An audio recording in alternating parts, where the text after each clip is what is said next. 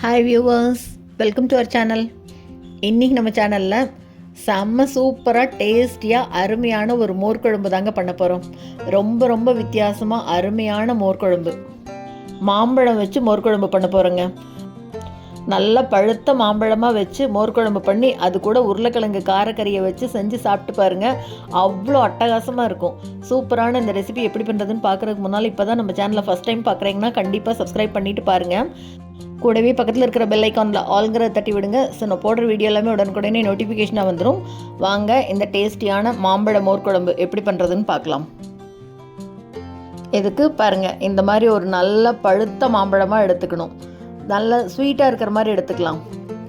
மாம்பழத்துக்கு தோலெல்லாம் எடுத்து இந்த மாதிரி பெரிய பெரிய பீஸாக கட் பண்ணி தண்ணியில் வேக விடலாம்.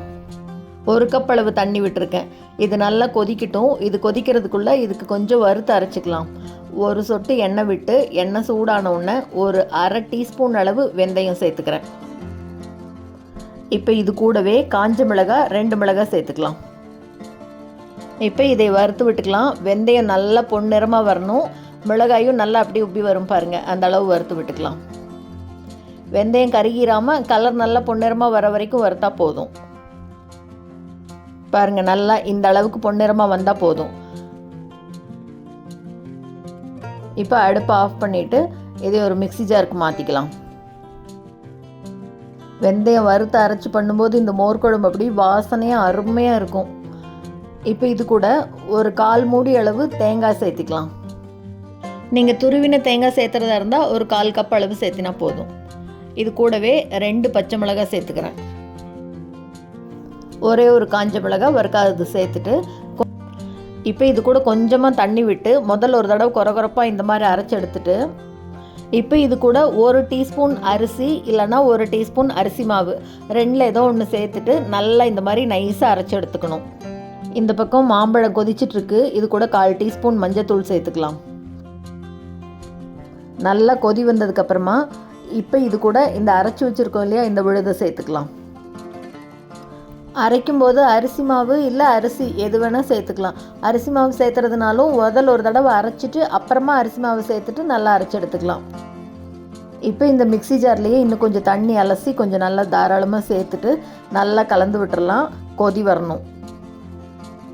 ரொம்ப அருமையாக இருக்குங்க இந்த மாம்பழ குழம்பு. இதில் எப்போவுமே புளிக்குழம்பு தான் செய்வோம். இந்த மாதிரி மோர் குழம்பு செஞ்சு பாருங்கள், அட்டகாசமாக இருக்கும். நல்லா கலந்து விட்டதுக்கப்புறமா இந்த மோர் குழம்புக்கு தேவையான அளவு உப்பு சேர்த்துக்கலாம். உப்பு சேர்த்ததுக்கப்புறமா நல்லா கொதிக்க ஆரம்பித்தோடனே இப்போ அடுப்பை இதை ஆஃப் பண்ணிவிட்டு இறக்கி வச்சுட்டு இது கூட பாருங்கள் இந்த மாதிரி கெட்டியாக தயிர் எடுத்து வச்சுருக்கேன்.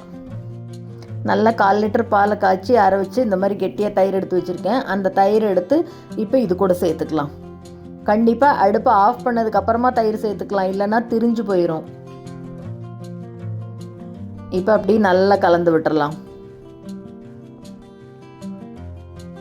நல்லா கலந்து விட்டதுக்கப்புறமா இப்போ அடுப்பை மறுபடியும் பற்ற வச்சுக்கலாம். அடுப்பை கொஞ்சம் அப்படி மீடியம் ஃப்ளேம்லேயே வச்சு விட்டுட்டு இது மேலே ஒரு கொத்து கருவேப்பிலை தூவி விட்டுடலாம். கருவேப்பிலை சேர்த்தும் போது நல்லா அப்படி வாசனை கமகமான அருமையாக வரும். கருவேப்பிலை சேர்த்தினதுக்கப்புறம் மோர் குழம்பு அப்படி பொங்கி வந்ததுன்னா போதும், கொதிக்க விட்டுற வேண்டாம். பாருங்கள், அப்படியே நுரைச்சி வருது பாருங்கள். இந்த அளவுக்கு வந்ததுன்னா போதும்.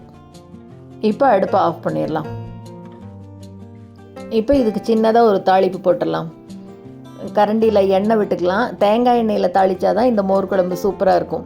1 ஸ்பூன் தேங்காய் எண்ணெய் விட்டுட்டு எண்ணெய் நல்லா சூடானோடனே இப்போ இது கூட கடுகு சேர்த்துக்கலாம். கடுகு பொரியட்டும். கடுகு பொரிஞ்சோடனே காஞ்ச மிளகாய் சேர்த்துக்கலாம். இப்போ இந்த ரெண்டும் நல்லா பொரிஞ்சோடனே அடுப்பை ஆஃப் பண்ணிவிட்டு எடுத்து இது மேலே கொட்டிட வேண்டியது. அவ்வளோதாங்க, அருமையான மாம்பழ மோர் குழம்பு சும்மா செம்ம டேஸ்ட்டாக ரெடி ஆயிடுச்சு. இது கூட உருளைக்கிழங்கு காரக்கறி அருமையான காம்பினேஷனாக இருக்கும். கண்டிப்பாக இதே மாதிரி ரெசிபியை நீங்களும் செஞ்சு பார்த்துட்டு மறக்காமல் கமெண்ட்டில் சொல்லுங்கள். இந்த வீடியோ உங்களுக்கு பிடிச்சிருந்ததுன்னா லைக் பண்ணுங்கள், ஷேர் பண்ணுங்கள், கமெண்ட் பண்ணுங்கள். மறக்காமல் நம்ம சேனலை சப்ஸ்கிரைப் பண்ணுங்கள். கூடவே பக்கத்தில் இருக்கிற பெல் பட்டனையும் தட்டி விடுங்க. ஸோ நான் போடுற வீடியோ எதுவுமே மிஸ் பண்ணாமல் பார்க்கலாம். தேங்க்ஸ் ஃபார் வாட்சிங்.